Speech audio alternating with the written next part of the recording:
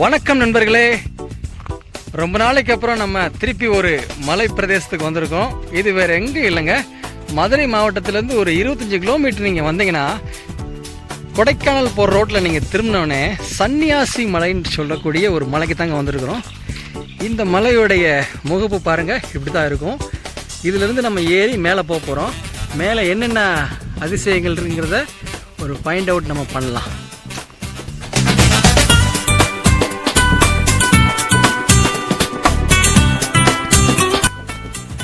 நண்பர்களே, இதுதான் அந்த மலைக்கு ஏற செல்லக்கூடிய பாதை.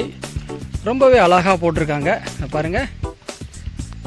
நல்லா பொதுமக்கள் மேலே வந்து செல்வதற்கு ரொம்ப அழகாக போட்டிருக்காங்க. நம்ம இப்போ தான் படி ஏறி மேலே போய்கிட்டு இருக்கோம். இன்னும் முழுமையாக நம்ம போகல. அந்த கடைசி வரை போய் அதுக்கு மேலேயும் மேலே படி திரும்புது, போய் பார்க்கலாம்.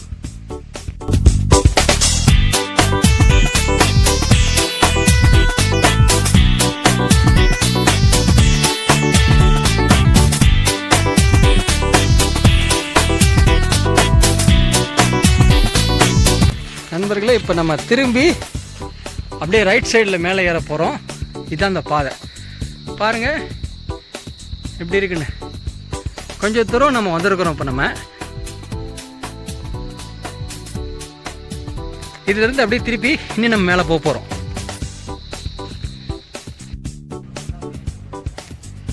நண்பர்களே, இப்போ நம்ம மேலே வந்தாச்சு. இதுதான் அந்த மேல் பகுதி. பார்த்தீங்கன்னா இப்போ தான் வந்து இதை கெட்டிக்கிட்டு இருக்கிறாங்க, ஒரு குடவரையாக கெட்டிக்கிட்டு இருக்கிறாங்க. இது பார்த்தீங்கன்னா இந்த இடத்துல வந்து 2 பாதைகளாக உங்களுக்கு பிரியும். அந்த பக்கம் ஒரு பாதை, வலது கை பக்கம் பார்த்தீங்கன்னா அப்படியே மேலே அந்த குடவரைக்கு போகக்கூடிய வழி. இந்த பக்கம் பார்த்தீங்கன்னா இந்த சைடு பார்த்தீங்கன்னா இப்படியே மண் பாதையும் போகலாம். இந்த இடம் ஒரு இளைப்பாறுதலுக்காக கட்டப்பட்ட இடம்னு சொல்கிறாங்க. ரொம்பவே அழகாக இருந்தது. நீங்கள் வந்தீங்கன்னா எந்தவித பயம் இதுக்கு எதுவுமே கிடையாது நண்பர்களே. நல்ல ஒரு காற்றோட்டு மிக்க இடம். எந்தவித அச்ச உணர்வுகள் இங்கே எதுவுமே கிடையாது. நாலாப்புறமும் பார்த்தீங்கன்னா பஸ்ஸு சவுண்டு உங்களுக்கு கேட்டுக்கிட்டே இருக்கும். நீங்கள் வந்து இதை நீங்கள் பார்க்கலாம். இது வெயில் காலமாக இருக்கிறதுனால கொஞ்சம் குளிர்ந்த காலத்தில் வந்து நீங்கள் பார்க்கலாம். தொடர்ந்து இப்போ நம்ம என்ன செய்ய போகிறோம் அப்படின்னா, இந்த மண் பாதையில் அந்த படிக்கட்டு வழியாகவும் போகலாம். நம்ம இப்போ என்ன செய்ய போகிறோம்னா, இந்த மண் பாதை வழியாக நம்ம இப்போ போக போகிறோம். இங்கே பாருங்கள், இதுதான் அந்த மண் பாதை. இந்த மண் பாதை வழியாக இப்படியே இந்த மேல் நோக்கி நம்ம போக போகிறோம். இப்போ இந்த மண் பாதையில் மேல் நோக்கி நான் வந்தாச்சு. இந்த இடத்துல பார்த்தீங்கன்னா இங்கே ஒரு குடவரை அமைச்சிருக்கிறாங்க. அதே இது கொஞ்சம் தூரம் மேல் நடந்து பார்த்தீங்கன்னா இங்கே ஒரு குடவரை நீங்கள் பார்க்கலாம். இங்கே பாருங்கள், இது ஒரு கிறிஸ்தவ தேவாலயம். இங்கே ஒரு இந்து குடவரை இருக்குது. நீங்கள் இதை வந்தீங்கன்னா ரெண்டையுமே பார்த்து நல்லா என்ஜாய் பண்ணலாம் நண்பர்களே. இந்த கிறிஸ்தவ ஆலயத்துக்கு பார்த்தீங்கன்னா இந்த வழியும் மலைக்கு கீழே இறங்குறதுக்கும் மேலே ஏறுறதுக்கும் பயன்படுத்துகிறாங்க. இந்த பார்த்தீங்கன்னா இருக்கும். இதுதான் அந்த ஒரு சின்ன தேவாலயம். ரொம்பவே அழகாக இருந்துச்சு நண்பர்களே.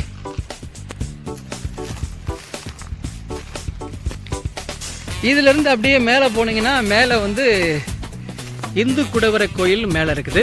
அந்த இருக்குது பார்த்தீங்களா, இதையும் நீங்கள் பார்க்கலாம்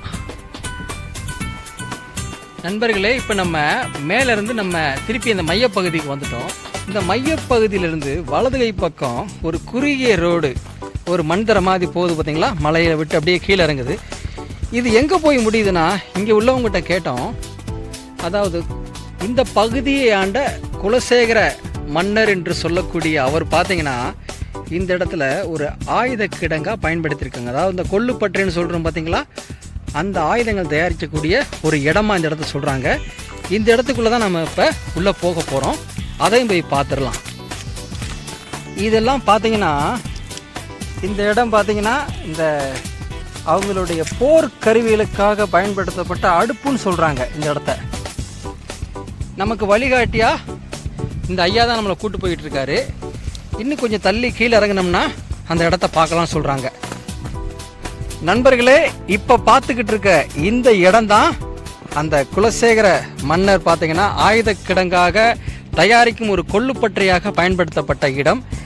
இந்த இடத்தை நல்லா அறிந்தவர் நம் மத்தியில் ஒருத்தர் இருக்கிறார்.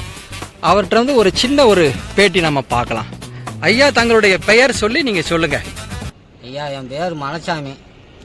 நான் இந்த மலையில் வந்து ஒரு 5 வருஷமாக இங்கே தான் சிவலிங்கம் கோயில் வேலை குலசேகர பாண்டியன் மன்னர் காலத்தில் குலசேகர பாண்டியன் தலைமையில் இங்கே தான் குதிரைப்படை ஆணைப்படைகளுக்கு கத்தி ஈட்டி மற்றும் ஆயுதங்கள் போர் படைக்காக இங்கே தயார் பண்ணுறதுக்கு இந்த பாறைகளை கருவியாக ஒரு அங்கனைக்காக சின்ன சின்ன பள்ளங்கள் அடுப்படி உருவாக்கி அந்த ஆயுதங்களை தயார் பண்ணி போர்களுக்கு பயன்படுத்தி குலசேகர பாண்டியன் தலைமையில் இந்த மலை பயன்பாட்டுக்கு உருவானது மலை இது உருவான்றார். ரொம்ப நன்றிங்க ஐயா, உங்களுடைய பேட்டிக்கு ரொம்ப ரொம்ப நன்றி. இந்த இடத்த ஐயா நமக்கு காமிச்சிருக்காங்க. இது ஒரு நல்ல ஒரு வரலாற்று சிறப்புமிக்க இடம். பாருங்க, இதுக்கு பேர் சன்னியாச மலை என்று சொல்லக்கூடிய இந்த பகுதியில் அந்த குலசேகர மன்னர் ஆயுத கிடங்கு மற்றும் கொள்ளுப்பற்றியாக பயன்படுத்தப்பட்ட இந்த அடுப்புகள், இந்த கிடங்கு தாங்க இது. இதை வந்தால் மறக்காமல் நீங்கள் பாருங்கள் நண்பர்களே.